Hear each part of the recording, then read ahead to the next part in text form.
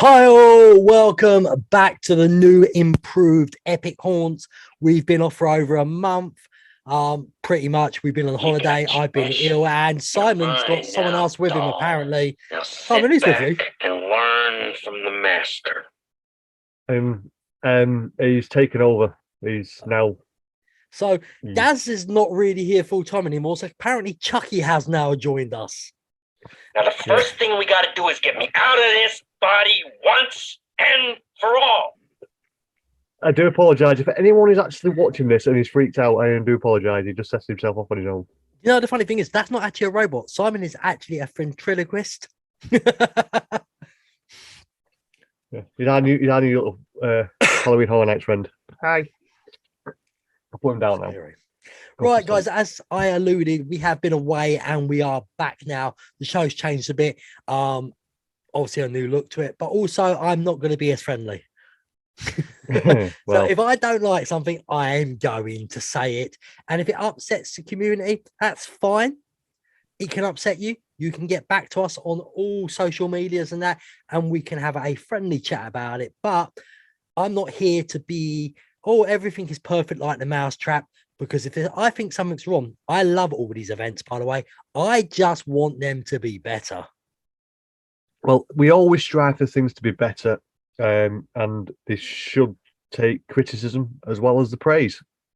And probably from what you've already realised, there might be a little bit of criticism for today's episode. Yeah, so we have got many episodes coming, but today is actually going to be about Halloween Horror Nights 31. We've got, obviously, Hello Scream to come. We've got Tully Shocktoberfest, and there's a few you've done as well in the UK, correct? Yes, I've done a new one called Scare City, which is done by Park and Party, wandering through the old Camelot theme park. And there's one I'm doing tomorrow night, if my body will hold up, called Fear Factory Live in Darwin. Also, guys, just before we go any further, if you hear someone coughing, it's me. It's like 2 years ago around this time of year, I have got a cough. When I get coughs, I can't get rid of them for about 6 weeks, it seems. Yeah, and if you hear someone sneezing, that'll be me. Yeah. So for some reason, we decided to record tonight, and I was fine all day, and then all of a sudden, when I got home, my nose started running, my head started banging, and I think I'm coming down with a cold. So. But on the bright side, I haven't got the Rona. I've done tests. I've got a testing site out where I work, so I get free tests. So it was interesting to see. So as I have been alluding to, we are Halloween Horror Nights 31. We both went in September. I was out there for the hurricane, by the way, guys. So this is before the hurricane as well. Simon was there before the hurricane. So just first things first, anybody who's been affected by the hurricane out there, our hearts with you, and we hope everything can be sorted as quick as possible. But that is not going to stop me from getting into this event. And I'm sorry, I'm going to start with a bang. It's probably the worst Halloween Horror Nights I've ever been to. Well, I was going to use the words, it is good, but not great. So I think that actually sums it up for what we're both thinking about. It's overall, it was, well, plain and simple, it was far too busy for my liking. I've seen it busy before. I've been there on busy Saturday nights, but some of them Wednesdays were literally unbearable. And I don't understand why. I can't figure out why. But whether it was oversold, I'm not too sure. It might be an impact of all the Brits coming back over and everyone being able to travel again. But it just seems to be a little bit too busy and far too loud. That could be just me being old. But the scare zones were extremely loud. Usually you can hang around in a scare zone, have a chat with a few friends, have a drink. We couldn't even do that. It was that loud, especially in the Sweets Revenge. It was very loud, that scare zone. Especially that screaming bit. Yeah. That didn't scare me. That annoyed me. Yeah. I mean, I didn't want to hang around in that area because of that screaming for one. Yeah, it was quite loud. I'm sorry, and I also hate to say this, I think it spoiled the tribute store to do it through the event. It was so packed. It was like walking into a busy house. You're just in the conga line, and I just thought to myself, "Oh, stuff this. I'm just going to go into it through the daytime." And Yeah, it was a and very that's all good up. tribute store. So there you go, people. I'm not moaning about everything. It was a great Yeah. tribute store. Yes, it was. So anyway, enough about them. Let's tell you what. Let's go into the. Did you rank the scare zones, or did you just I'll do tell what you I did and said? Before we do that, let's go into Yeah. two things. The shows. Now, did you do the actual proper show at Fear Factor? No, Neither did I. I didn't, because the queue. People to get a decent. You need, the thing is with that is the seats are very uncomfortable. The bleacher seats, which are not very comfy, and I saw the queues queuing up for nearly an hour before. I'm sorry, but if I was going to spend an hour queuing, I'll do it for a house, not for a show. No disrespect to the people who've done that kind of thing. Just the dance troops are not my thing. They never have been. The other group that shall not be named, I couldn't even see them. I literally walked. With it being on a mini stage when we went in 2015, That was good. I just walked past. You can walk It in, was good. watch it, walk Yeah. away. That was With good this there. one, you have to take a set amount of time out to your night to do it. And if you do like that kind of thing, fantastic. It's great because it does move the crowds. But it's just not my thing. And Ghoulish, which rest in peace. Well, there's a chance it could return one day or something. It's not looking that good anymore. I don't think it's going to return. Obviously, if people are wondering what we're talking about, Ghoulish, the Late Show, basically it's out of commission because of Hurricane Ian. Phil Mitchell should have got something's out there and damaged. I don't think it's anything to do with the actual fountains. I think it's technical, something wet, something in the lagoon that shouldn't get wet actually got wet. Yeah. It sounds like it, because if you saw the amount of rain that was dropped, everywhere was flooded. I saw it. Hulk was flooded. The footpaths were flooded. So something's got damaged, I think. Hopefully it comes back for the people who are going towards the end of the event, but I wouldn't hold your hands up on it. But I would say out of the two live ones I've seen, it's definitely number two. Doesn't come anywhere near Marathon of Mayhem. And the first bit I enjoyed, started to get into it, and then all of a sudden it turned to the weekend. It confused me a little bit. I think the problem we're having, as you said, that one, it was lightning in a bottle, and it's never going to happen again. No, but that's why I'm glad. That's why we said. I think we said in the preview show, I'm glad they called it Ghoulish and not Nightmare. What Nightmare Fuel? Marathon of Mayhem again, like they did last year. And I think it was better because it wasn't called that, so no one was actually. I wasn't comparing it to it. I was watching it as a separate thing, but it literally had their own concepts, which was quite a nice story going through it. But then all of a sudden, it kind of ended in the middle, and then it was the weekend for 10 minutes or 10 minutes, whatever it was. Which I understand that he is the headline act, and he's the one who's brought the money in for this event. So what would you give it out of 10? It is, but I gave it a 6. I'd probably round about the same 5.5, 6. It was something I've watched it once. I didn't need to watch it again. Yeah, it wasn't like Marathon Mayhem. You wanted to watch at least 2 or 3 times. It was, well, as I said, like lightning in a bottle, and it's never going to happen again. I don't think. I'm not sure what they would do next. But yeah, again, it's another take away the crowds, but it's not taking the crowds like Marathon and Mayhem. So they've really got to sit down and think, what can we do next year to make this different? I think they've got to totally change it. Music's great in that, but maybe like if you could get the Crypt, is it the Crypt Keeper, whatever it's called, the American thing? If you could have a storytelling thing there instead with that, with a bit of background music, that could all work. But anyway, so that is shows out the way. So Simon, you were alluding to which one, scare zones or houses? Yeah, the scare zones first, because to be fair, I was really looking for I was looking forward to them, because to me, what they were advertising and what you could see, they was going back to the old kind of scare zones, but they weren't. They were just very loud. Some of them you couldn't even see the costumes because the lighting was a bit naff. Very, very, very English word that. But it was there was some good actors in there. There was some very good costumes, but there was just something missing. I think we were saying it while we were there, while we were walking through the skirt holes. There was something missing from the event, and a lot of people have alluded to at the moment on all the podcasts about the theme park loop, the music. To be honest, I didn't hear it. It was that loud at some points. I couldn't even hear the music in the quiet areas. It was just loudness everywhere. And that could be me getting old. Could be me not getting used to this kind of thing. But it just didn't, like, it felt like there was a lot of potential. And it just fell flat on some of the scare zones for me. I'll tell you what, I thought of them. I like a pattern to an event at Halloween Horror Nights now. I've realised it, and I just felt like these are all over the place. Just let's have this, let's have that. You know, make everyone happy, and it doesn't work for me. Let's have like a pattern, a sort of I can't think of the word I'm thinking of. It's tip on my tongue and it's gone. Like a theme.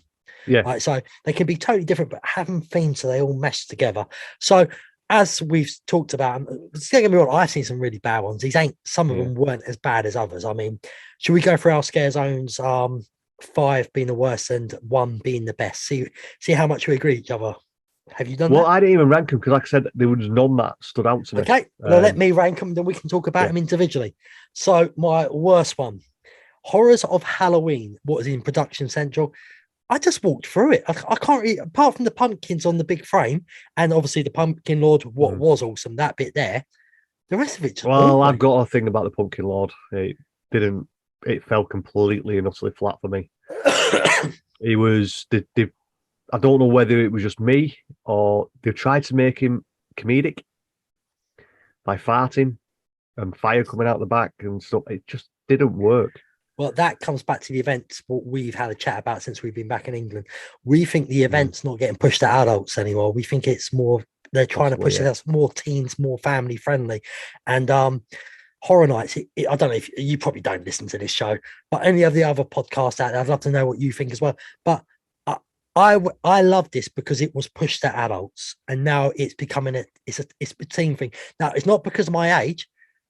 You know, I can be out of touch with music and that as long as it's proper scary still and that. And this event is not scary anymore.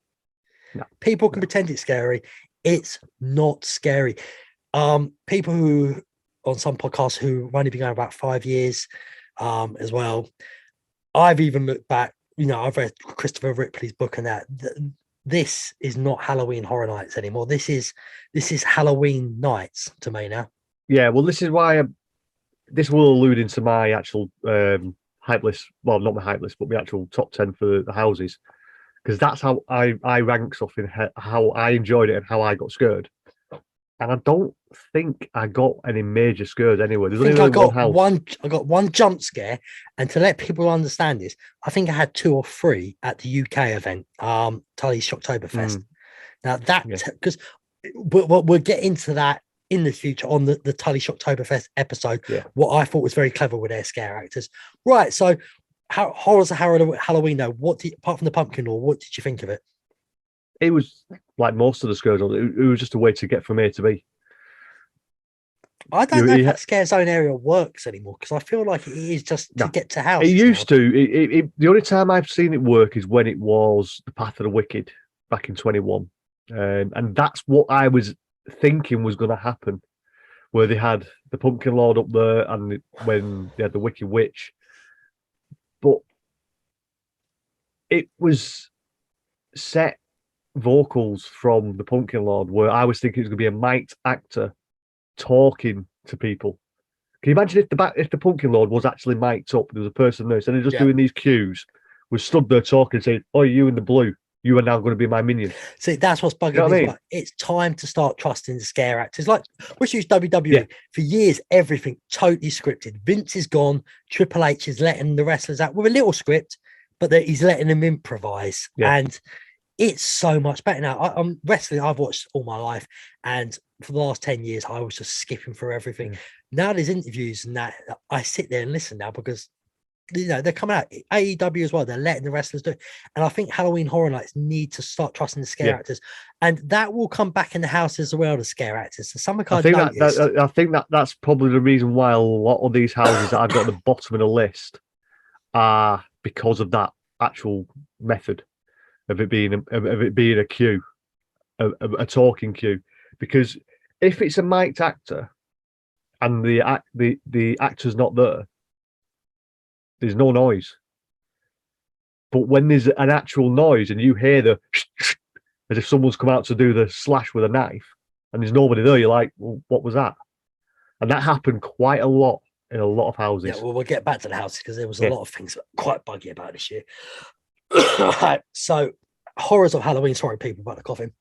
In production entry is 5th. So 4th for me. Now this is the one beforehand. Everyone knows I was looking forward to this one, and Simon was right. Number 4 is Scarecrow, Curse Soil, Central Park. 1, not enough scare actors. 2, too dark, and 3, too busy. Yep, I said it from the start. That is a very massive choke point, and I was right. And don't want to put a negative on that, but when veterans and seasoned veterans and people who are around know that that's going to be a choke point, you need to find another way of doing that. Putting the sets in there that they did, a barn with no roof, it just made it worse. People were trying to stop to take pictures, and I think that's the reason why the lighting was a little bit off, is to get people to walk through quicker. But it just didn't work. I can see what they was going for. Don't get me wrong. Some of the skirts. Actually, we'll get to the one with the best skirts in the skirt zone were. But when it came to the skirt actors, they had a few stilt walkers. People were up on the top of in the barn area. If you could see them. Yeah, and that's the thing. You couldn't see them. And there was a skirt zone in another event that did this, and it worked. So there's just something about that area. It's just too much of a choke point, especially when Ghoulish let out. I tell you the problem with the barn as well, and this will happen with another one as well, but it's actually higher up, and you should be shocked. Was the downstairs scares? You could see a mile off where they were coming out. You couldn't see them properly. So, yet again, don't make it so dark. What is the point of doing loads of makeup, loads of like brilliant mask and that, and then we can't see it properly? Unless I know what people are shouting right now. Well, shut up and start because it meant I don't want to be in a haunt event in daylight. No, it's not the point. Yeah, and don't get me wrong, I've got nothing. If they want to go all out with the costumes and make them so intricate that they look fantastic, let us see it. Yeah, add a little bit of light. There is ambient lighting you can have in areas to make it flash up, which we'll get to when you get to that skirt zone, which actually did work. So it can be done. They've done it in the exact same event that they've done this year. Just take it around the event. Don't just loot it to one area and try and keep it that way. Which, to be fair, I understand why they did it, because the lighting would have affected Ghoulish a little bit, but just I expected better, and I was proven right with that skirt on. Yeah, by the way, if you're not going to have a show next year where Ghoulish was, I've got an idea. Let's put a bar down there. No, there's plenty of bars this year. Yeah, but, yeah. Well, I'm sorry, guys, but if we're going to go by theme or by bars, Hello Scream showed up. Halloween Horror Nights, but I do have an idea, and I will come out of that later on. Again, to do with a house thing, actually. So we're going to move on to the next one. My third, what seems to be a lot of people's favorite, but maybe because I'm British, I just don't get the whole ancient Halloween walking down the streets, rubbish looking people dressed up. Right, loads of people throwing tomatoes and probably bricks at me right now. Number 3 for me was Sweet Revenge in New York. Well, you know why. One reason we didn't like it was noise. Second, we didn't like the crowd. And 2, as I just alluded to, I've heard people amazed by the costumes. I could have made them costumes. I know the idea is meant to be old style Halloween, but meh. To be honest, it's not scary. I was looking forward to that one as well. as Yeah, what it was that going to be your like. favourite. It was going to be the essence of Halloween, and it was, but you couldn't really see much of it unless you got there early. Which, if you were using it as a stay and scream area, good luck. Say no more. But if you or the last thing at night when it was quieter, because it always seemed to be busy. There was in that zone alone, you had I think three Amazing houses. You had the amazing houses.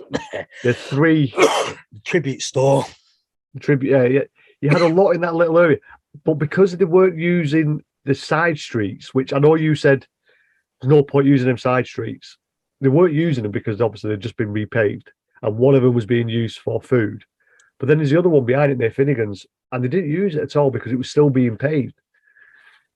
But if they just spread it out a little bit more, rather than have it all in that area outside the tribute store, because that's what it felt like. It felt like I understand what they were going for. You're going through the tribute store, and then you're going into a parade, Halloween parade after you've been through the tribute store. But that area was just chocker block. We had a beer with a couple of listeners, Joe and Craig, in that area. Craig Willocks and Joe and his wife. I can't remember her name. Sorry, don't at me.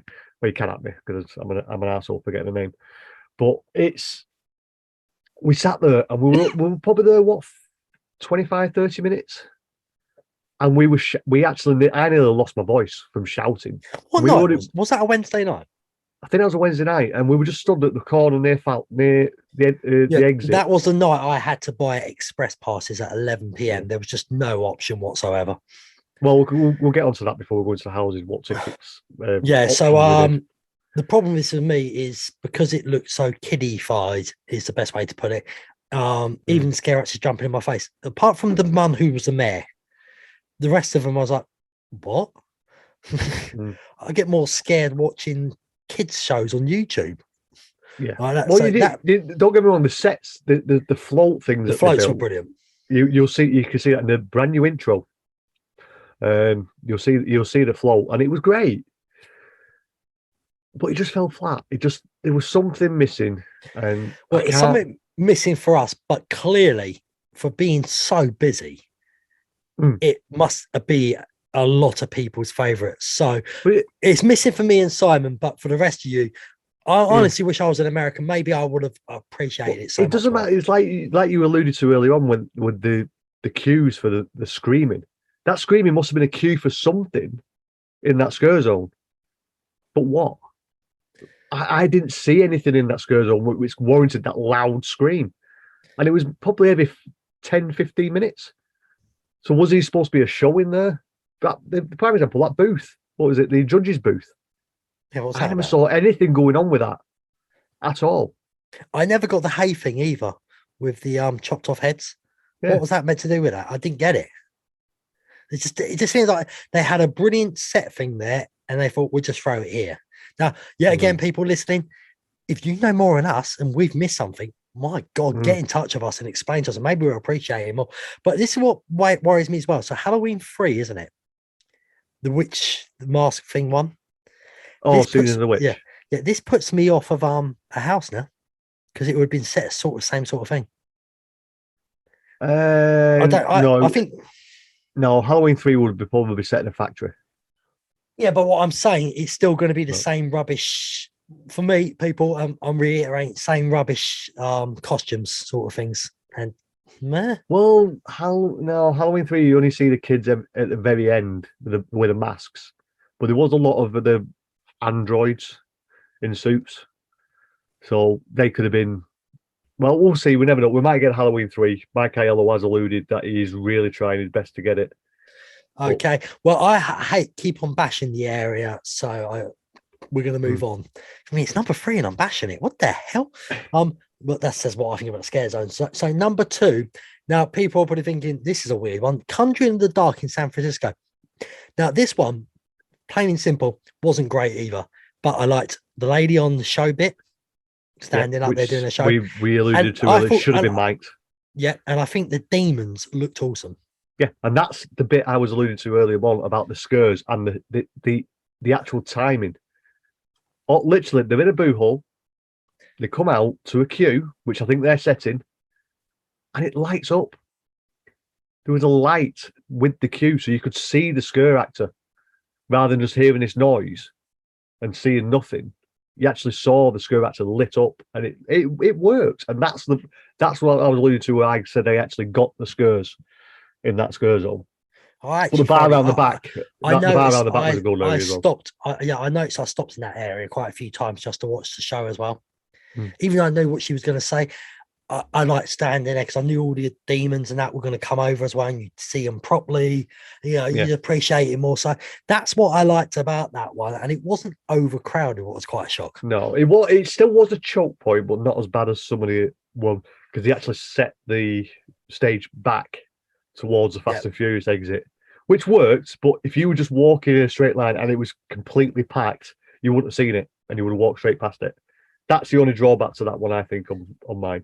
So the bar was good as well. Yeah, even though it was raining when we went to it.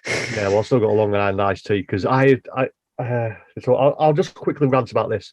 When you advertise that there is mixed drinks and it says Jack Daniel's Black, no, that's just Jack Daniel's. Don't put a black in it when it's just Jack Daniel's. Because Jack Daniel's Black to me is a cocktail. So never mind. But I did get a nice Long Island iced tea off the guy, and it was very nice. And very good, very nice. Definitely set me off for the night, especially at 3 Dufftoberfest after it. Yeah, but we'll talk about that night towards the end, people. We'll shout a few names out, and unfortunately, I can't remember one person's name, but he's an absolute legend. So, obviously, number one, I think it's going to be a lot of people's number ones this year as well. Graveyard Deadly Unrest in Hollywood. This was the only one that really, really felt old school Halloween Horror Nights for me. Well, I've got a confession to make. I only went through this twice. And the 2 times I did go through it, I did enjoy it. I just didn't spend any time in that area. I'll allude to it later, but we just didn't spend time in that area. We always went straight because that's where most of the houses were. And coming out of the event, we always found ourselves drifted off to the right towards Transformers.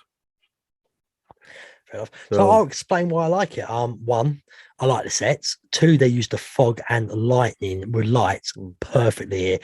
Characters are brilliant. And the ones that were acting like statues and that, brilliant. It just had everything I wanted. This one. This felt like a proper horror. Not Halloween, horror like that. And that's what made it more exciting for me. Yeah, and that's perfectly understandable. And that's what it is. But like I said, I had a good walkthrough on the last night, and I did enjoy it. I didn't get the skeletons about being 7 foot tall with flashing lit heads. I didn't get that bit. But good point. But the rest was very good. But other than that, yeah, the makeup was great. The actors were great. The sets were fantastic. I think it'd make a good house. It probably will do at some point. Yeah, but you just got to try and think about a better way of actually making things look like ghosts. Yeah, well, it's important unless you're going to start having projectors and that. 3D projectors, you're not going to ever really gonna get ghost eye with the smoke and that. It's never going to happen. So that bit I have to let them off. I mean, this isn't Universal's movies making this. So, but other than that, I enjoyed that one the most. So, so as I said, from number 5, Horrors of Halloween. Number 4, Scarecrow Cursed Soil. Number 3, Sweet Revenge. And number 2, Conjuring the Dark. And my number 1 was Graveyard Deadly Unrest. I cannot argue with any of that. That's probably roughly where I would put mine as well. I bet there's a lot of people who is. Well, if they have like I've seen it in the community, everyone is entitled to opinion. Just don't be that person who doesn't like the other person's opinion and have to be nasty towards them. Everyone's entitled to their own opinion. It's as simple as that. They won't like the next podcast when I talk about something that make a show at Hello Screams. People are going to, we might have to disappear for a few weeks after that one. Might have to go witness protection. Yeah, we just sound like 2 grumpy old men, but we're not. I mean, seriously, we are. we're We're not getting grumpy there. old men. I think the problem was the last one we went to with Halloween Horror Nights 29 9. and 28 was so good that we've come back and we're like, this is not Horror Nights. Yeah, but there is a transition period. I think they're going through, and Yeah. they need to find the feet again. I just And want to they say as will. well, people, Simon says about transition period. It's not just that as well. We know a lot of IPs, what probably were meant to happen this year, Mhm. fell to the side and they had to quickly change things as quick as possible. So well done for that, guys. Yeah. Totally, because this is not easy at all. So scare zone wise, the only two I really truly loved was Graveyard and Conjuring in the Dark. They were probably the closest to what I call Halloween Horror Nights scare zone. Yeah, I can't disagree with that at all. Talk about it though before we do move across to the houses. Horror's a Halloween area, Production Central. Well, I've always alluded we need an area where only one place you can have selfies with the characters. Can we just not change that to like the special scare zone where we have normal 4 scare zones and that one is the area where we can have our photos? I think With we've passed that time now, mate. That was probably 2015. Since then, everyone's got a decent phone in the pocket. Yeah, but what I'm they saying, want to take pictures. but it's simple. Everybody wants it for the gram. And yeah, I get what it you doesn't mean. matter where it is. Yeah, but I don't care. Listen, this is how I do it. You're my scare actor. Right, guys. In Production Central, selfies galore, I don't care. But in Central Park, New York, San Francisco, and Hollywood, if they try and do a selfie with you, you either try and scare them or you just walk off. Well, that's what they was doing in 2015. They did it in the driving double feature, the black and white and the colour characters. They ignored people with selfie sticks and things. They ignored them the best they could. I just think Halloween It's got to that Horror point Nights. now. Instagram, Twitter, Snapchat, TikTok. It's got that big now. Universal are going, yeah, just let them take it because it's free advertising. Yeah, but they can take pictures of the area, but not stop a scare actor. You don't need it physically go, hey, come here, get in a picture with me. Now, I'm guilty of it in the past, but I just think there's a simple answer to this. You just say 4 scare areas, you can take pictures, you can go through it, taking video, but we are not going to let the scare actors stop and do a selfie with you. We want the scare actors in this area to actually do what they're meant to do. Scare you. I'm an advocate for that, but it just will never work. Universal don't want that. People don't want confrontation anymore. Well, it's easy for just to say, I'll stop doing it. That's me on this show. And anybody who doesn't agree with me, I will totally disagree with you here. If you want 5 selfie areas, you're not having a true event anymore because it's like, oh, look at me, get a photo. I'll grow up. Enjoy what you're there for. You haven't paid there to go selfie central. You've paid there to have fun, try and be scared in that. But if I'm a scare actor, I can't scare this guy. He wants a photo with me. I might break his phone. He's going to then go on and moan about it and I could lose my job. So one area, come on, Universal, let's do it. Well, they may do one day, but I very much doubt it. Wimps. I know. Okay, we're back to recording now because I refuse to pay for Zoom anymore because I had loads of problems, funny enough, since I've moved my studio around. And by the way, if you're watching on YouTube, can you see my new background? And what do you think of it? My new host now, Simon. You know who I am. And if you know what's good for you, you are going to love and obey. And if you didn't get all that from Chucky, you're going to love, honor, and obey, and tell all your friends to listen to Epic Haunts. You got your wish. You're mine now. Okay, go off.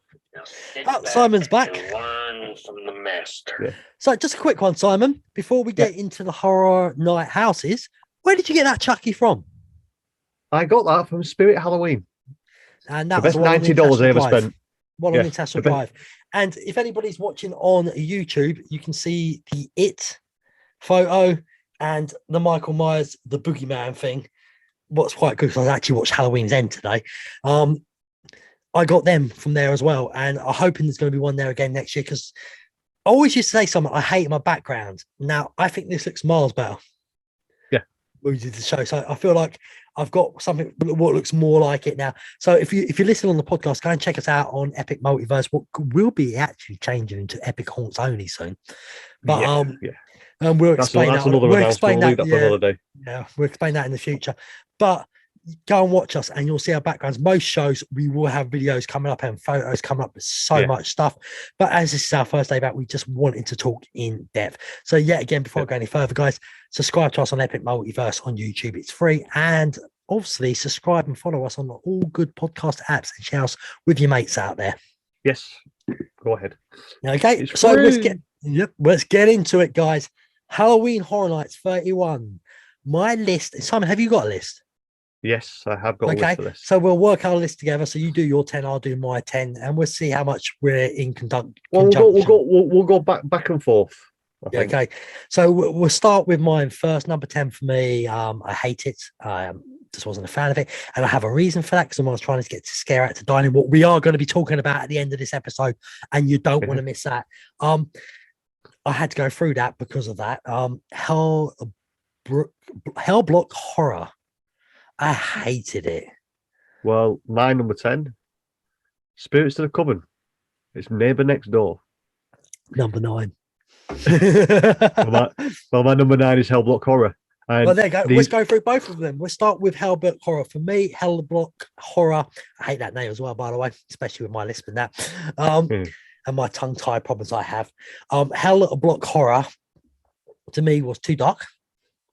I'm not into the history as much as you as Halloween Horror Nights. So look at them monsters, what are meant to be in there. Half of them I didn't know what they were, so it didn't mean anything to me. You're not the only one, mate. I am a advocate for Halloween Horror Nights, but I didn't recognise any of them Universal Classic Monsters or whatever they classed them as from the event. I didn't. Nothing clicked.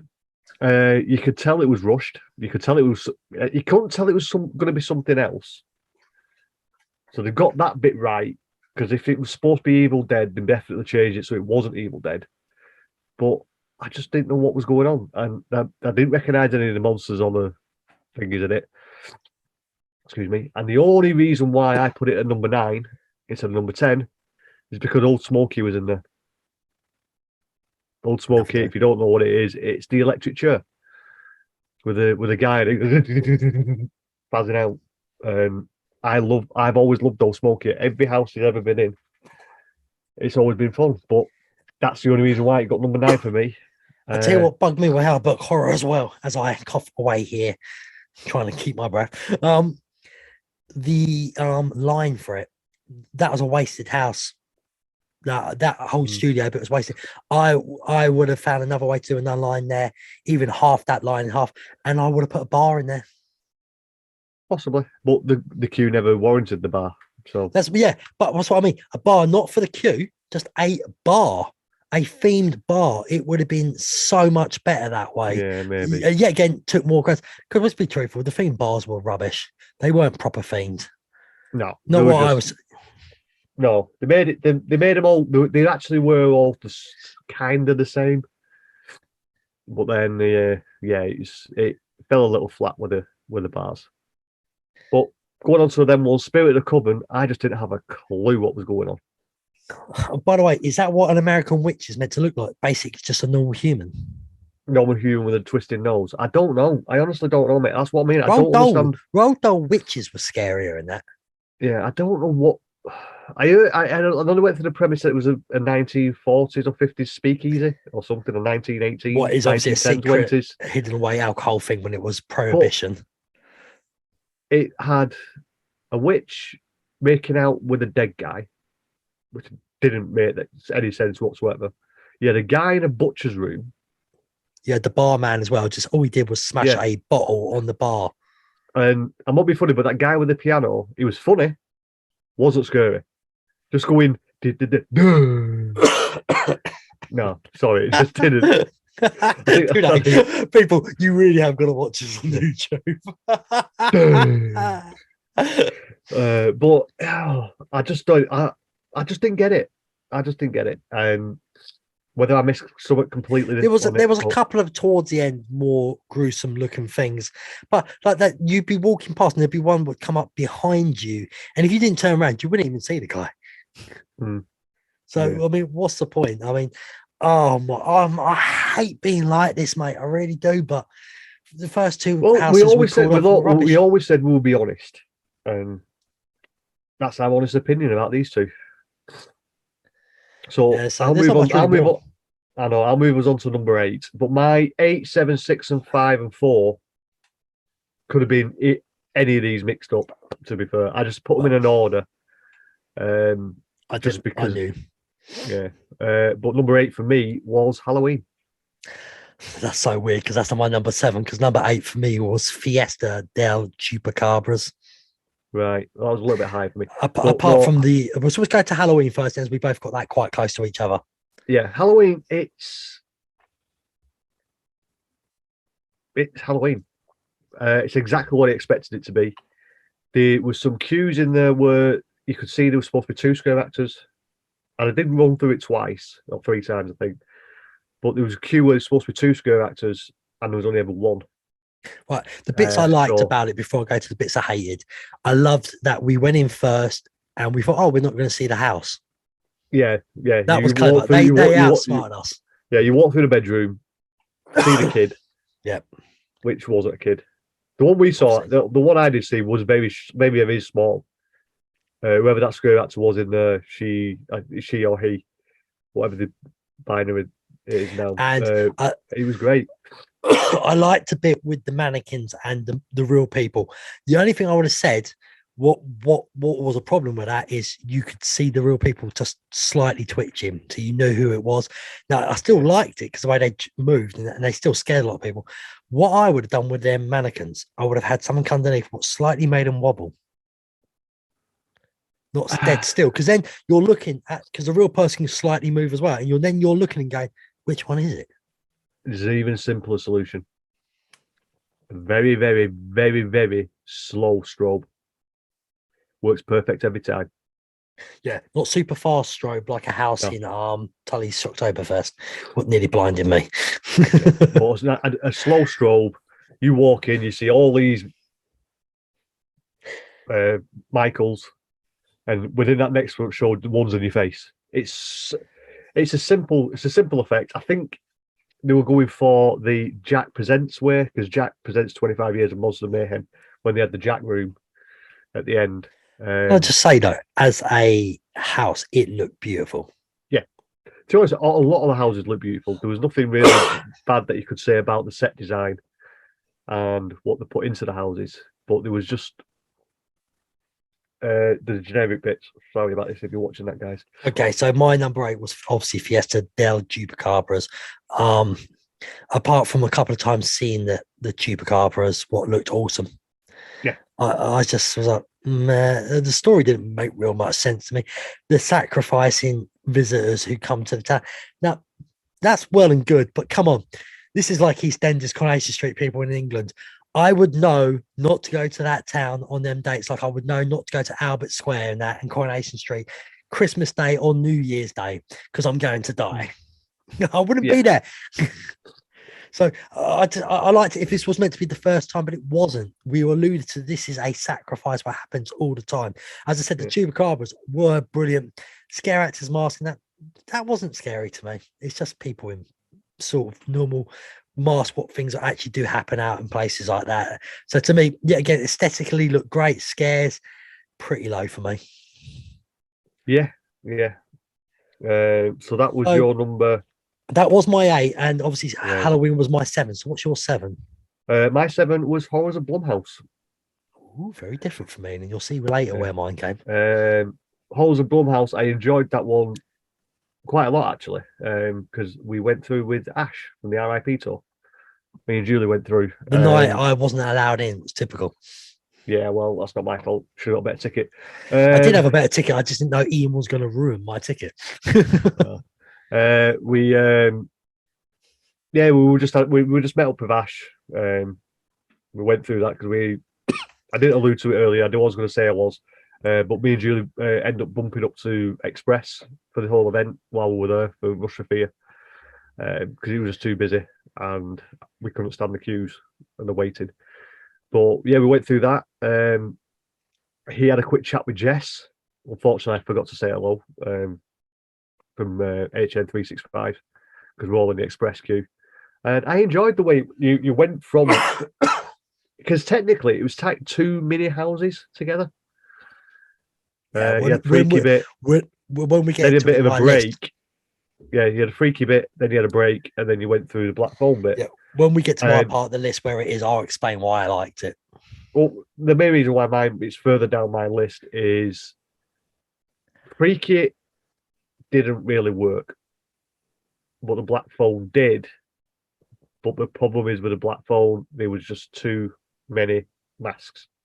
It was literally the same skirt every time, and it didn't work for me. That's why it's just so low on the thing. Fair enough. So we're going to move on to number 6. My number 6 was one of my hopefully to be favourites.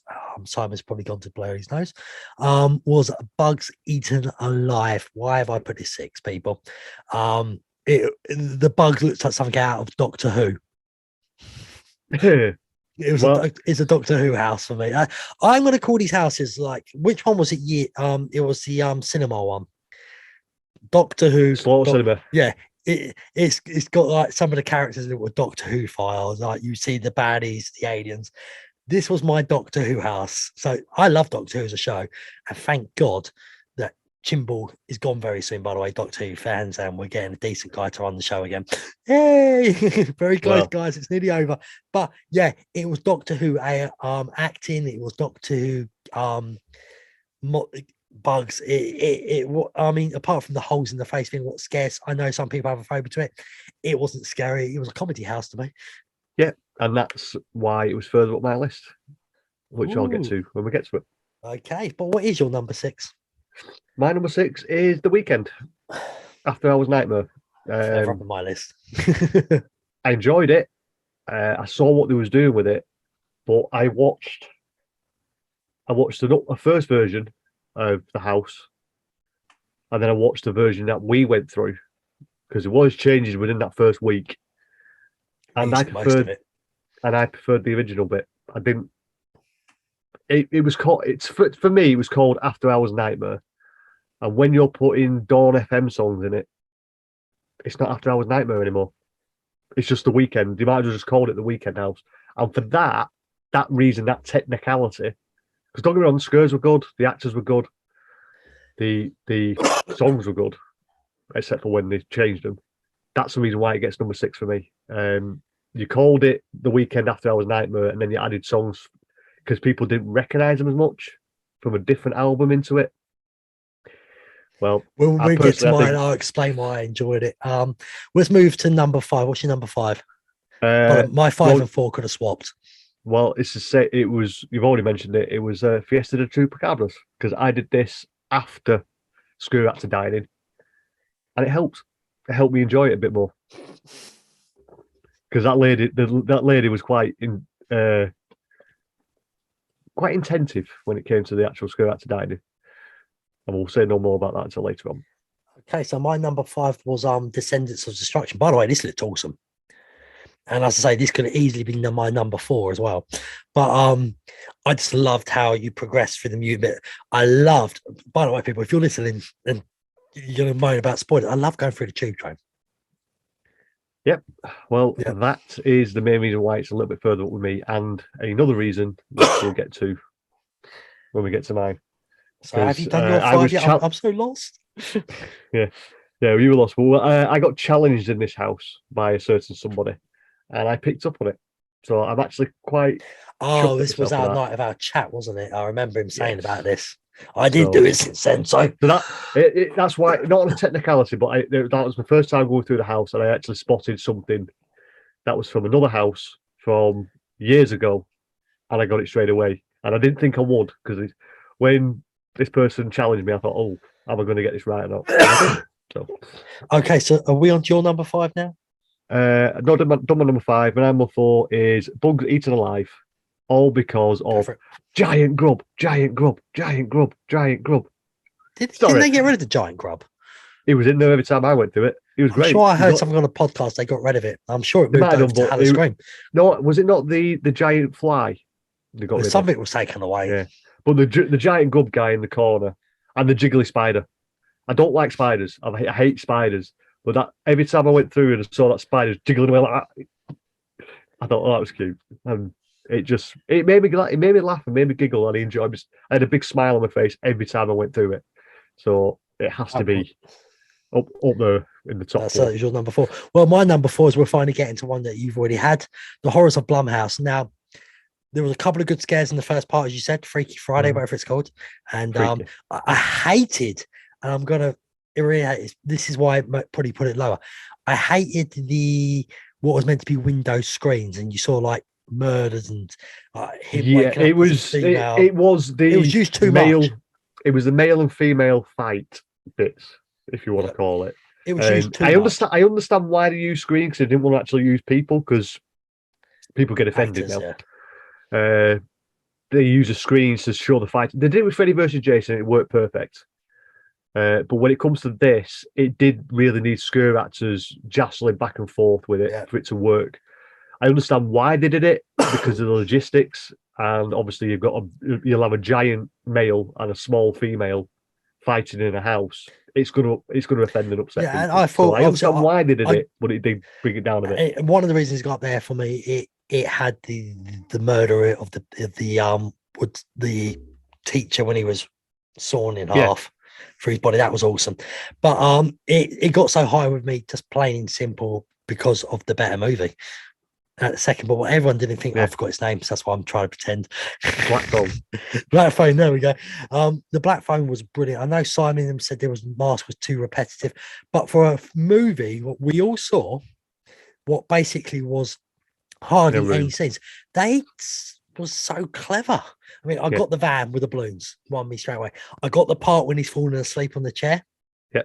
I love that bit. And to be honest, when we went through that, I actually did think that was a scare actor. That was a very well done puppet for. So I just thought it was so well done as a house.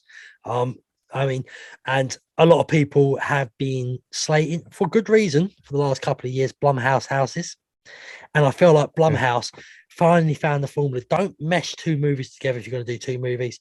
You made it into two separate houses, mini houses. And you did the best parts of both, and it was perfect for me that way. Not perfect enough to be the top, but for a Blumhouse movie, loved it. Really, well, you were correct in our pre-show. You did say that Black Phone wouldn't do a house on its own, and neither would Freaky, and it did work with it. They did it like two mini houses, and it worked. It did work. So let's move on to your number 3. And now this will be interesting, because obviously I think there's 2 left that you and me haven't said yet. So I think we're going to be quite close. So what is your number 3? Well, my number 3, and this is probably a lot of people's number 1, possibly even yours, Dead Man's Pier, Winter's Wake. It's my number 3 because the set's fantastic. Absolutely gorgeous house to walk through. And that's it. That's why it's number 3. The scares, no. I'm sorry, but the masks were great. The scare actors were great, but they were so predictable. I never once felt like I was going to get anywhere other than looking at sets. I watched the violinist from 3 different angles. And I understand that's what you was going for. You was going for like the pier town effect. And it worked great. But you could see the scares 2-3 corners away. And it just didn't work for me. But the sets were fantastic and the costumes are great. The atmosphere was fantastic. Nice and cold. But it just wasn't any scares for me. I'm going to move on to my number 3, because obviously I'll talk about Dead Man's Pier in a minute. Or probably is your number 1, funny enough. Universal Monsters Legend Collide. Now, this got better every time I went through it. I feel like they got more scare actors in there. I mean, the first time I went through it, I think I saw Dracula once. And I swear, towards the end, I saw him 2 or 3 times. I saw Wolfman more. And towards the end, I loved the bit when we finally... Was it the Mummy one when we went through it together? And he actually had the Wolfman's head in his... Yeah, that didn't happen the first time. So straight away. And I saw Dracula dead and everything. So I just thought they improved it so much. I don't know if it was because, they couldn't get scare actors in straight away, and more would like finishing other jobs, and they were moving across and moving in. Yeah. I mean, I'd love to do Halloween Horror Nights in mid-October when it's really gunning. But I'm sorry, people, I've looked at prices and it cost me $2,000 more to travel. And unless I win the lottery, that ain't worth it. So that was my number 3. Brilliant house. over every Universal Monster house I've seen, even the one we couldn't go and do, I think they look awesome. Yeah. But I'm a bit worried now. I don't want one next year because it's getting repetitive. Yeah, but you will, Of because course you Epic will. Universe is around the corner. And Unless it's we just just- a monster from the lagoon. That would be awesome because it's not really been done. yeah, well, we'll see. We'll see what the concept is on the creature if they do him. But as you alluded to, this is my number one. Fair enough. And it was you couldn't predict what was happening. They moved scare actors. The first time I went through, you saw the Pepper Ghost effects, you know, the mirror. It was the Dracula. And then the second time I went through it, it was the mummy. So they were changing actors in different areas all the way through the house. And that's what made it work perfect for me. Every time I went through, I didn't know which scare actor was coming out. Because the first time I went through, I think I only saw one Wolfman and two Draculas. The rest were all mummies. And that's why I called it Universal Monsters Legends of the Mummy. And then the second time I went round, I saw three Draculas, I think there was three Wolfmen, and only two mummies. And the mummies I saw was at the beginning, where he comes out with his amulet on his chest, and then winning at the end. So they were mixing things up quite a lot in that house, and it made it work perfect for me. And I'm just a massive Universal Monsters fan, as you can see. There we go. And so we'll move on to number what two. you said you're free already, didn't you? Yeah, I did I'm my so number bad. three, yeah. So number two for me, because what you've already go mine first, The Weekend. Now, I kept on telling people, and I'm glad I did this. I didn't watch any of the YouTube videos of the songs. So whatever got changed, and I'm not a massive Weekend fan, it didn't make a blind difference to me. Because to me, I just in there, I didn't really care about the music. I was in there to look at the house, and I thought the house looked awesome. I loved the mirror part, loved the strobe lights, I loved everything in it. I thought some of the masks were cool in there.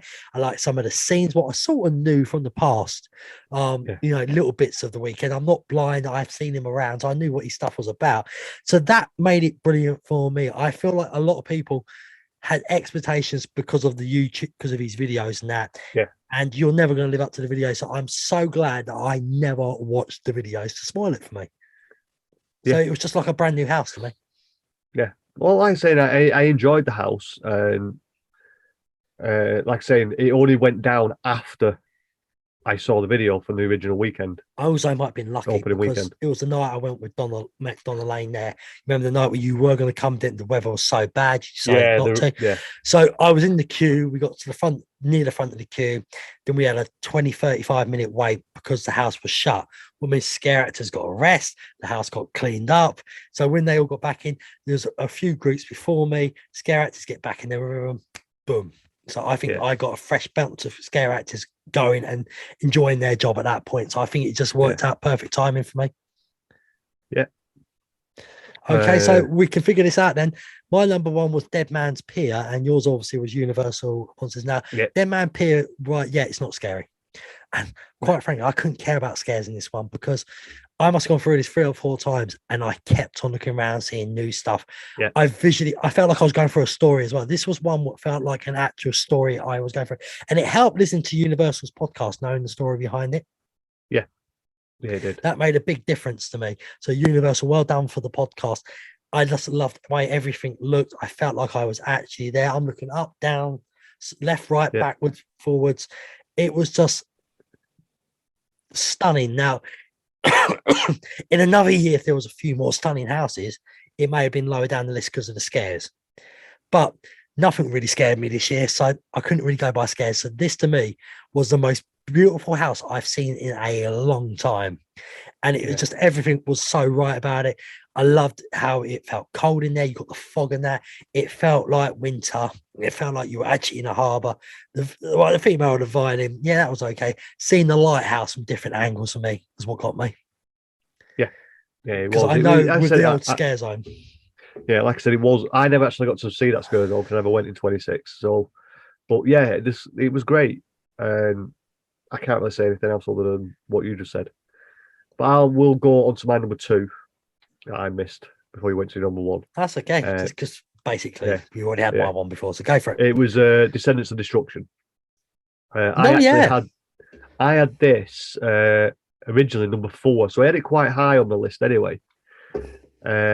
Which actually, to be fair, I had my top 4. My top 4 were Hellblock Horror, Bugs Eaten Alive, Universal Monsters, and Descendants. So 3 of my top 4 stayed in the top 4. Quite interesting. But Descendants of Destruction was our night of meeting fellow podcasters, Matt from Neozaz and Catacombs. Hiya. This is a great transition as well, by the way. Yeah. And it was a past chance. He just said he was in the area. I knew roughly where he stands around at Springfield. We called over, had a chat, and he was there with a couple of his friends, Tim, and unfortunately, I'm just going to call him Rhode Island guy. I won't mention anything else because I can't remember his name. I'm sorry. He was a legend, police officer or sheriff, so we don't really want to say his name because, mate, your, as you said, if he could pass this on to him, your stories are brilliant. I also want to tell you, you need to make a podcast about your policing stories when you retire, because a podcast or a book, you are going to make loads of money. Yeah. Oh, the stories are unbelievable. We called over and I finally bought Matt that beer I've been promising him a Funko Pop as well. Yes. Well, it was. It's been 7 years since I've been trying to buy him this beer. That's how long it's been. So I finally got him the beer and I gave him it was something I got in a mystery box. It was a little Con on the Cloud, not phone call, but something else. If you listen to Catacombs of Halloween Horror Nights and other shows on their network, which is Neozaz, you'll understand where the Conor McLeod reference came from. And he loved it. We enjoyed it. We stood there for what, maybe 25, 30 minutes, had a beer. Then we got given another beer by Rhode Island guy. And then we decided to go through a house. And the shortest, because me and Matt had Express, no one else did. We looked for the shortest queue, and it was Descendants of Destruction. I hadn't actually been through it yet. I think you've been through it once, hadn't you, before? Yeah, I'd been through it. And as we were walking there, Matt was saying to me, we was having a chat about different things, and he says, there's something in this house I want you to find, and if you recognise it, let me know. And we're walking through, and I noticed we were walking through the subway. And as soon as I walked in that subway bit, I knew that was from, what's the house called? I forgot. The monkey one, Dead Exposure, Patient Zero. And I think I remembered it, and I was quite chuffed because it was hard to remember that subway bit because it was very, very dark in Patient Zero. And I went through that, and we had a massive laugh in the queue. The stories we were getting from Rhode Island State Trooper or whatever he was, Sheriff Tim, having a laugh and a joke with him. Matt, stories from Matt. Don't forget his their army mate as well. He was just as funny. Yeah, Tim. That's what I mean. I can remember Tim's name because Matt's got another friend called Tim on the Star Wars show. So I can remember Tim's name, I just can't remember the other guy's name, unfortunately. It's a shame because I'd actually like to, if the other guy's got Twitter in there, if there's any way, I'd like to follow the guy and get to know him again, because if he comes out next year, I'd like to buy him a beer myself. Yeah, and then obviously we came out of there, decided let's have another beer. So we had another Dovetoberfest. So we had 3 Dovetoberfests and that Long Island iced tea before. Don't forget about that one. Yeah. And that made me a bit merry. And then we decided to start walking out. And it was also my favourite night. Yeah. And we were heading towards Universal Monsters. And they went into Universal Monsters and we left. And we went back to the hotel and I was happy. And literally we went there, had a few drinks, one house, and left. And that's what I think Halloween Horror Nights has become for me. It's not about houses, doing this, doing that. Just going in there, enjoying yourself with your friends, meeting brand new people you've never met before, and just having a laugh and a joke and just enjoy the atmosphere. And that's what made that house go straight to number 2 for me, because it brings back these memories of I finally done something I've been trying to do for 7 years. Then we met 2 new people who we've never met before. We've got all like a house on fire, and we just had a great night. And we did let's get into one that. house. Explain what Funko Pop you got him and why. Well, like I said, I did explain that to it. It was just it wasn't really a Funko Pop. It was something that got in a mystery box called Conor McLeod from the Highlander, Well, that'd be a great house. Matt was an advocate of Highlander being a fantastic film, and it don't get me wrong, Highlander is. After that, it goes weird. Highlander, the actual series, the films, and But they're made remaking Highlander. it made Matt fall out of. He was an advocate that Highlander is the best film ever, and then it just went downhill after it too, and then Endgame, the game or whatever it was, and then now the series, and it just said there could be only one, but then there was more. So it was an ongoing joke over the years, and I believe it's going to be in his office for in the Neo's studio. So you're welcome, Matt. Thank you for giving me hours and hours and hours of content. Keep going with Catacombs of Halloween Horror Nights. Hopefully we could collaborate one day. That would be great. If we get big enough. And keep going with Star Wars in character, because I really do miss that show. Once a month's fine. Get Chris off his ass and get Chris to do some more shows with people. With your state or your state trooper friend, do the show with him about his army days, his sniper days, anything like that. I want to hear it all. So talking about people, Simon, as well, who we actually met, I was thinking, I did ask the community out there what people thought of Halloween Horror Nights and Halloween Screams. So there's going to be a bit of Halloween Screams in here. Me and Simon will go in depth in Halloween Screams, and a couple of these people we are going to ask come on the show and talk about their experiences at Halloween Horror Nights as well. And also, just a cheap plug, when Gaz comes on, he did an RIP tour. Yeah. So we can talk about that as well. So the first person was Craig Willocks. By the way, Craig, it still made me laugh to this day that I didn't tell Simon that you was at the end of the summer photo, and Simon still tells me off for that because he didn't go and say hi to you.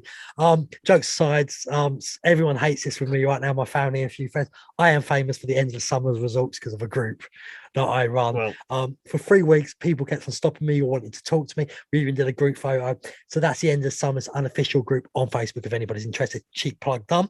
But yeah, great laugh. Over 8,000 members. Took you an hour.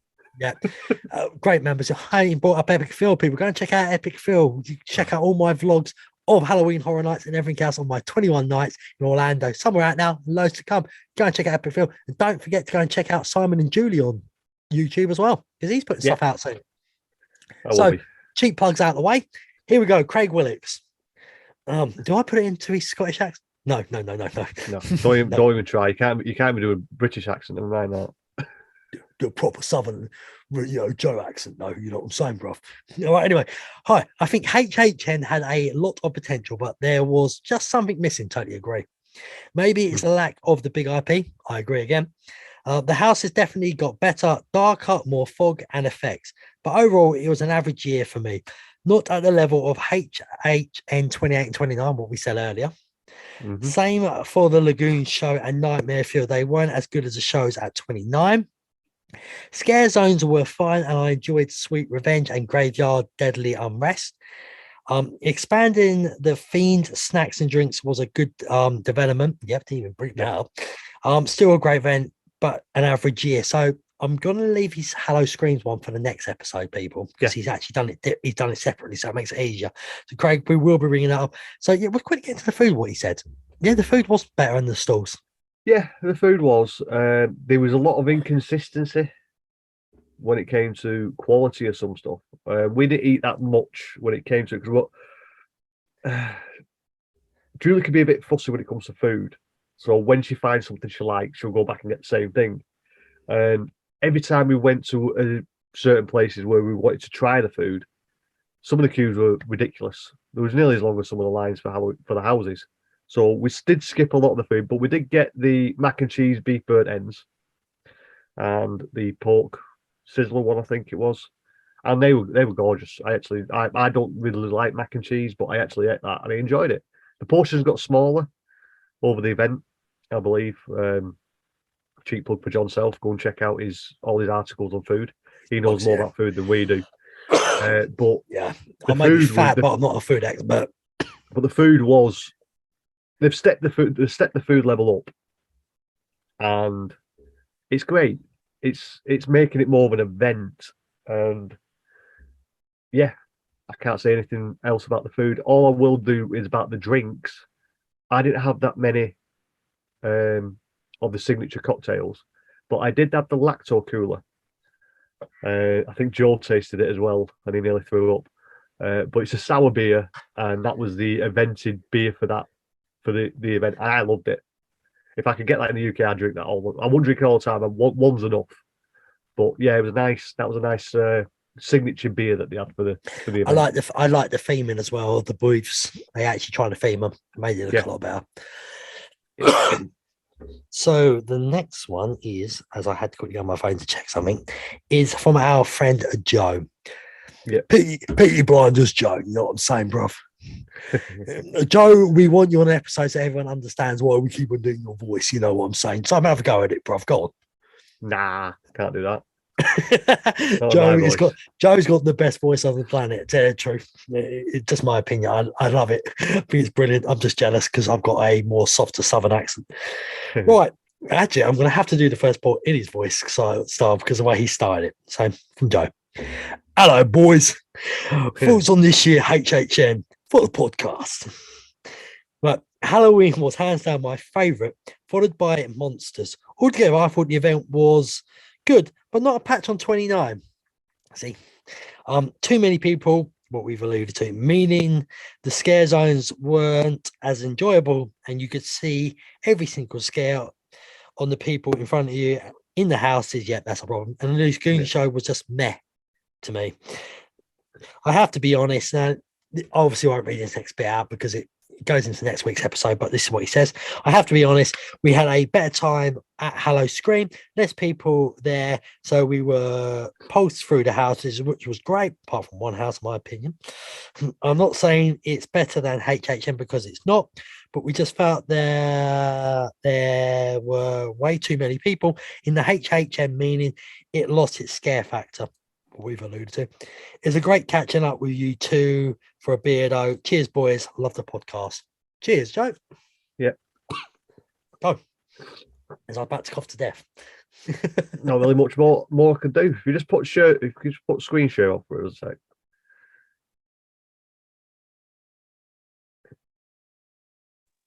What was that?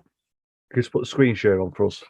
Oh, yeah. I've got no screen share, Phil. People. Sorry, people. Yeah. I literally asked him, has he got any screen shares? No, I haven't, Phil. He's got a screen share.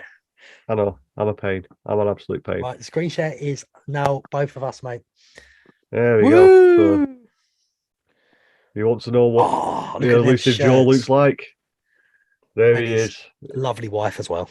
Yeah, which I do apologise. I'm terrible about names. But yeah, there you go. What a shirt that legend, the fat one's wearing. Yeah. But yeah, there you go. No, can't really say anything else other than what Joe said. It was right on all accounts. Hello Scream will definitely go into more details because there is some good aspects. There's a good aspects, and there also is some bad aspects as well. Yep, I totally agree with you. So let's move into our final two bits. What would be, we both did Scare Acts died in the same night with the Incredible Wilsons, or I'm sure Gaz will come on. Before I do, Joe, Craig, if you want to come on to the show, get in touch with us. We'd love to, especially Craig, you had the long experience like us. Joe, you had a very short time out there, so it'd be interesting to see it from your side. And when we get Gaz back on as well, he did our IP tours and that, and his son Seb did it for the first time ever. So we've got so many things. If we get Donna on, she only had about 2 times she can go, but she had the weather from hell for her events. So it will be, there he is. And there's a Craig. The Craig. Yep. That's it now. That's your new nickname. The Craig. Because there's too many Craigs. So So yeah, that's pretty much it. If anybody wants to come on, and anybody else who's been to the event and listens to the show, even from other podcasts, if you want to come on and talk about how you felt about it, I mean, if you disagree with us, if you agree with us, if you just want to put your points of view a bit on a slightly different show than yours, please get in touch with us on Twitter at Epic Haunts. Just direct message us, and we'll sort it out. I mean, if and one Instagram, of us can't make we are putting up, we are using Instagram a lot more as well. So but DMs I just are find open. but it's just easier to DM us on Twitter because Instagram you get so many fake requests. Well, I'm looking after the Instagram, so I'm enjoying Instagram more than Twitter. We've also got TikTok people at Epic Haunts, but don't always use it, but sometimes we get loads of people viewing our stuff, and sometimes we don't. But anyway, let's move across to scare shite dining. Scare actor dining. Yeah. Yeah. So let's explain this. Well, I was the first one to book it. Well, I think and the last one to turn up. Yeah, there's reasons for that. But me and Gaz, we were hanging out at Cabana Bay, having a good time at the pool area and that. And then I realized how late it was. And as we was on our way, I realized walking down, I forgot my tickets. So while my brother and I got on the bus, by the way, from Cabana Bay, my brother got on the bus. He actually got on the bus and left before I crossed the road. Yes, I crossed the road. People see me. I went to Sapphire Falls, got the water taxi, and I still beat him. And I missed a water taxi. I saw one leave as I was there. So to me, the water taxi will always be king for them results there. It's quicker. I get my checks done, and I just don't want to mess about. I prefer it over the coaches. But yeah, we got there late. So for us, there wasn't much food left. There was no desserts left. It was a complete disaster. In my opinion, stock up until you're meant to be ending. You should not be running out of food. I'm sorry, I'm not having it, because people will show up late. I wouldn't be the first. Gaz won't be the last. Simon was only late when it's a group photo, but it happens. Was never late. He was late. He was late. He was communicating with me. He was late. Well, anyway, we don't care about that. Let's get to move across. Scare out to dining. People don't want to hear about endless summer resort. They can, we're boring. Let's talk find out who's right or wrong. Me. Ask the group. They all cheered when Simon showed up. 10 of them. Yeah. Well, 12. 13, there's quite a lot of people, and there would have been about 20, but a group had to go to SeaWorld and do that dolphin thing. Oh, Discovery Cove. Yeah, so they wanted to be there for the photo. They were really gutted, and they did a photo on their own at Discovery Cove. So, by the way, anybody who's from my and Summers group who showed up for that photo and who said hi to me, jokes aside, wow, shocked. I mean, I'm just a little man who just runs a group for the End of Summers hotels. I'm nothing special, and I was shocked how many people wanted to get to know me. So, I mean, there was one woman come up to me, she got all giddy, she wanted selfies and everything. I was totally out of my comfort zone, but I'm not gonna lie, I kind of enjoyed it. Right, scare actor dining. Me first, as I said, I got there late and I wasn't happy with the food. I thought the photo thing was rubbish, and I thought the whole area didn't look themed at all. I felt like it was all put together, and they decided to do this at the last minute. Comparing to the last scare actor dining I did, there was, I'd say, about a tenth of the scare actors that was in the last one. We had interactions. If I compare it to the one that I did in 27, we had Sam, his other couple of actors. They had people from The Purge. They had actors everywhere.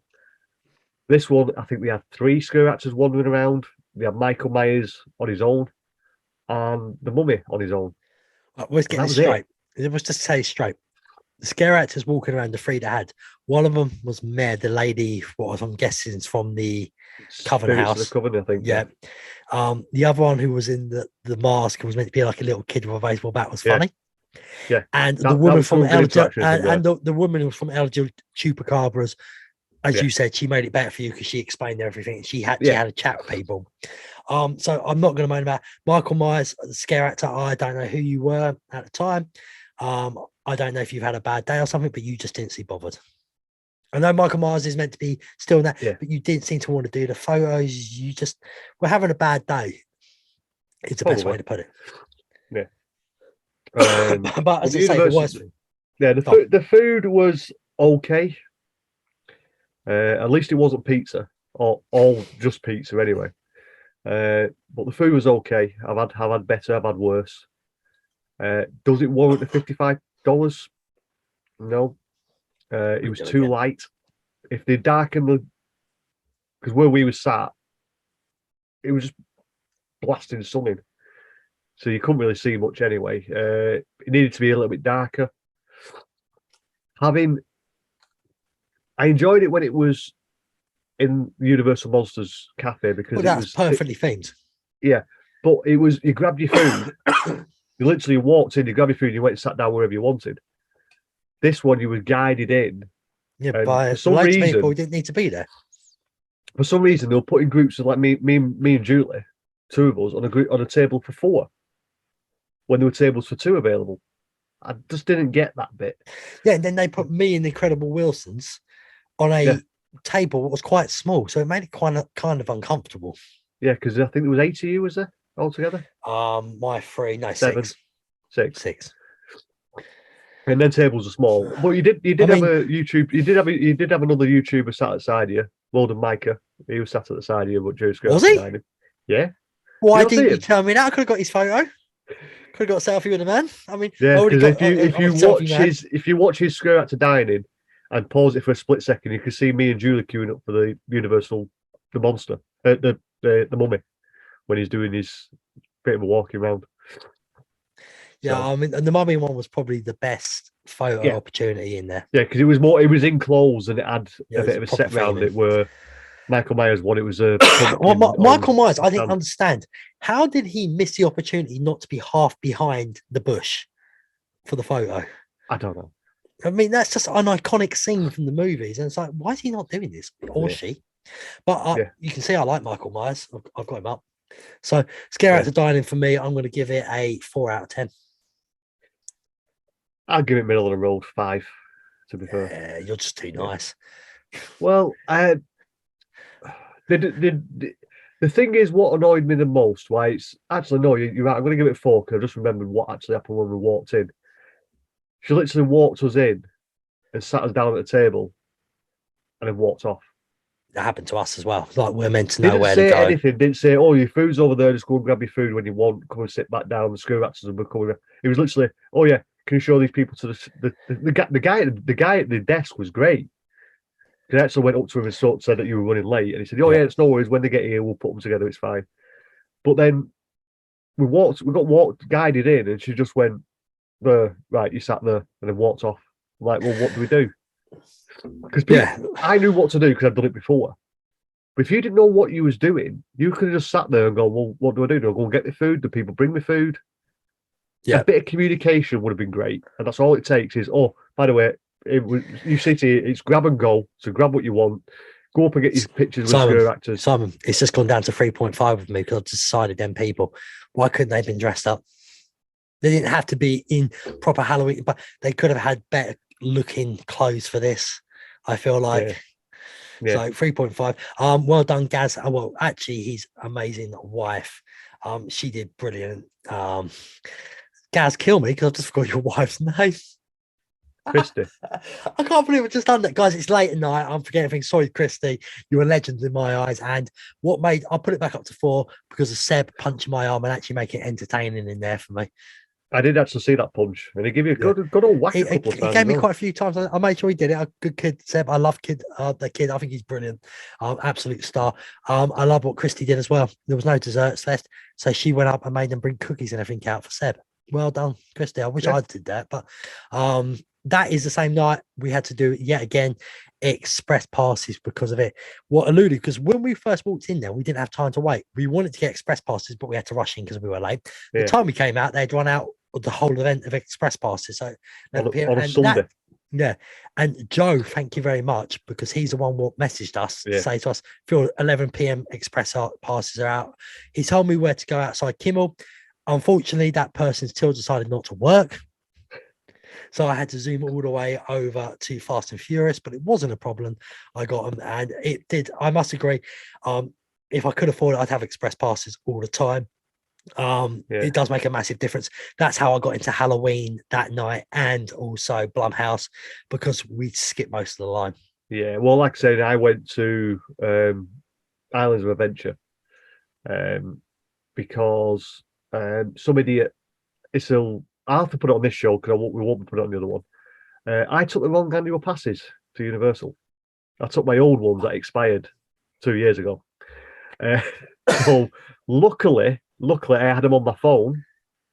So I do highly recommend get the Universal app, put everything on it, log in, put everything, because it got me in, it got Julie in. We went to Islands of Adventure, and while we were there, I said I need my new annual passes because I've left my old one. I've brought me new ones, brought me old ones, left me new ones, blah blah blah. I said, yeah, no worries. So the printed us some off, and while we're there, he says, is there any chance we could upgrade Rush for Fear Pass to Rush for Fear with Express?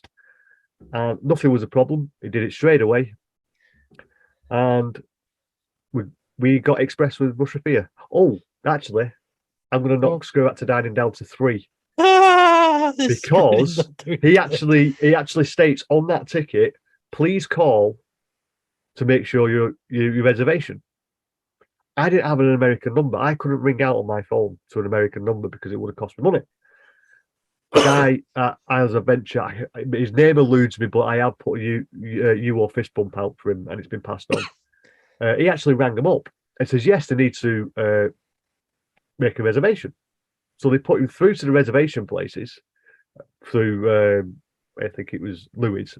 He says, no, they've already got a reservation because the ticket's there, they booked the time.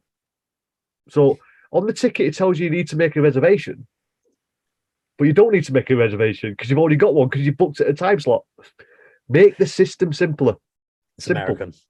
I'm sorry, American, but I find like your so you're down to 3 now. Screw Out to Dining. But actually, go in the toilet. You're 1. Waste of time. Get rid of it. Don't bring it back. Next time I'll drive out for Burger King. Quick question, Simon.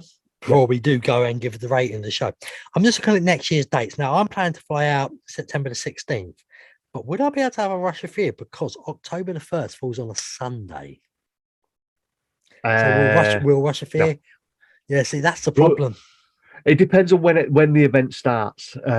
Looking at the dates, it could start Friday the 1st. Yeah, it probably will. It probably will. It'll be the first 4 weekends, so it'll be up to what state's the last Sunday? 24th, is it? The last Sunday is the 24th. Yeah. Yeah, I think it'll be up to the 24th. It's so confusing. I don't want that pass again when I can't do Saturdays. So maybe I'll change my holiday to the 9th of September. I haven't booked yet, by the way, people. And that will take me to the 23rd, and that will definitely get Rush of Fear. Yeah. I need to talk to my family about that because obviously that's a bit wrong. Oh, bit of good news though, guys, people. I wasn't going to the Mousetrap next year, but I am now. Basically because of Hurricane Ian, my 14-day pass, we only used, I believe, 4 days. It's unbelievable. And I've got 10 days for free to use by the end of September next year. Yeah. So if you were there or you had active tickets, not that you was there, if your tickets weren't fully used, because don't forget you get 3 weeks to use them, check your tickets on My Disney Experience and look at the expiry date. You might save yourself a small fortune for next year. And yes, I did do Mickey's Not So Scary very quickly because we're not going to do a podcast on it. I enjoyed it. Ryan from Theme Park Traders said it was packed. To me, it was empty when I went. So yeah, I enjoyed it. I actually got on everything I wanted to get on. The only thing I didn't get on was Haunted Mansion because it was a 35-minute wait. And I got a lot. That's my own fault for not waiting 35 minutes because it's we got bags of candy. So there you go. Well, it's not just that. Phantom Manor's better than Haunted Mansion. At me if you want. Anyway. That is almost it now. So we're going to get to the final part. We're going to give our ratings. So out of 10, Simon, what is your rating for Halloween Horror Nights 31 overall as an event? 7. Simon's nicer than me. I'll give it a 6. It was a 6.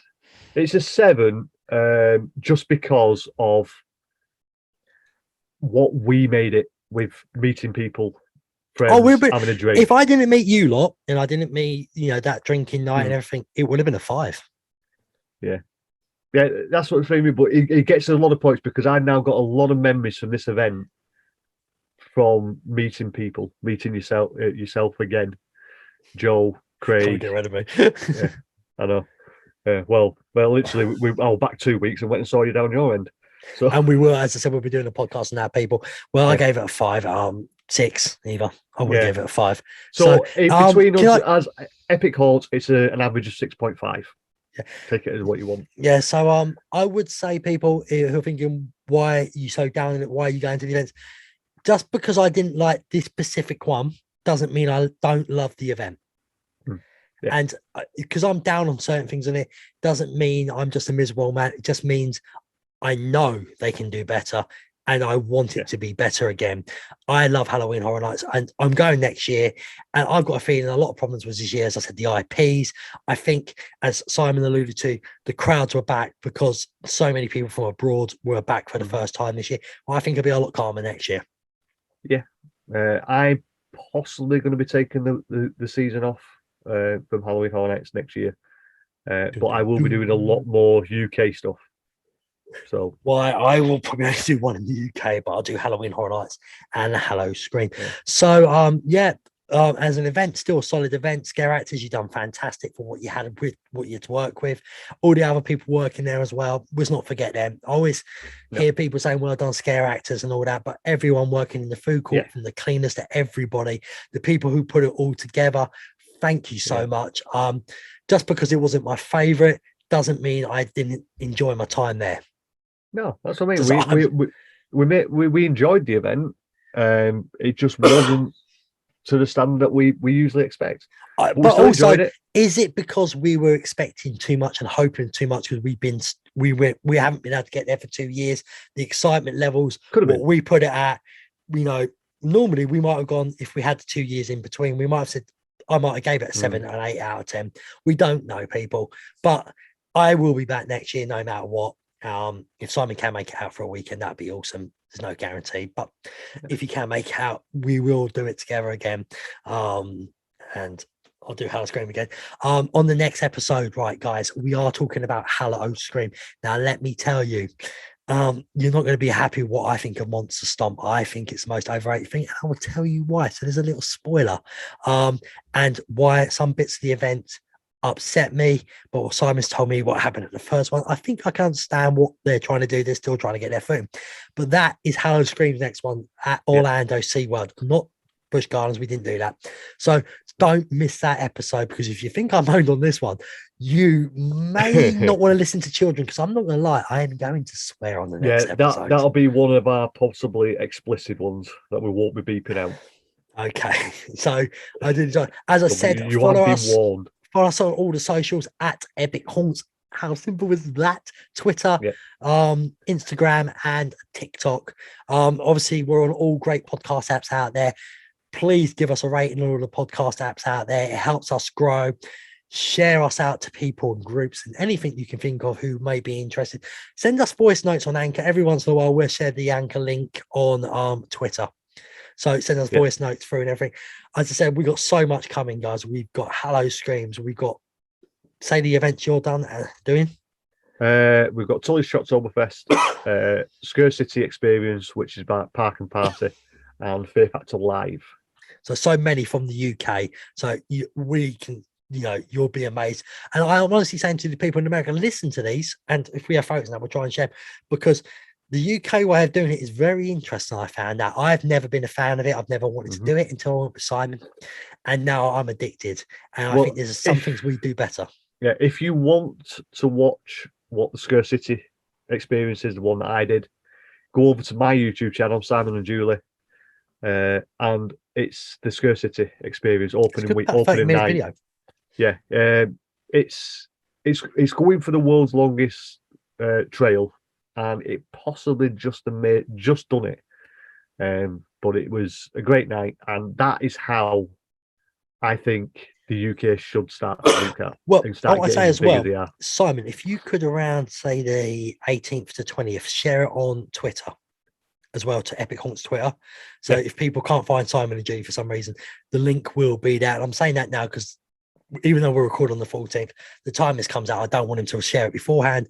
New stuff take over it and we lose it in the shuffle. I'll just attach it. I'll just put it underneath the original tweet.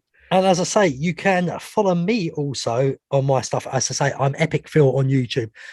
I've got loads of vlogs out now and coming out. Halloween Horror Nights, Hello Screams, all the theme parks and that, Florida Mall and that, all that stuff. Go and check out Epic Phil. I'm doing okay. I've got 566 subscribers. I'm trying to hit 1,000. So if anybody can help me, please do. I mean, you'll see Tenerife stuff, but right now we are in the Orlando series. If you're watching this from Epic Phil and you're watching this, subscribe to this one as well. Let's try and get them a little bit closer. Yeah, I got to agree. I would like to see this growth. And if you want to follow me on Twitter, it's EpicPhil666. I think it's the same on TikTok. I'm quite lazy on TikTok on that as well. I am on Instagram, but as I've alluded to earlier, I'm very lazy. But if you just put Epic Phil in, you find it. And YouTube, just write in the word Epic Film. And so happens I shout quite easy lately. So, and Simon, what's your Twitter handles? Mine is Simon and Julie at Twitter and Simon and Julie 15 on Instagram. There we go. I'm on Instagram. I'm starting to tweak a little few photos that I've taken, and they're getting a lot of love. So if you like to see some Florida pictures every so often, follow on there, like it, follow me, and you'll get to see some nice photos of Florida. Well, thanks for listening, everyone. See you on the next episode. Be epic, and as Simon loves to say, stay spooky. Bye bye. Tatty, bye bye. I was waiting for that.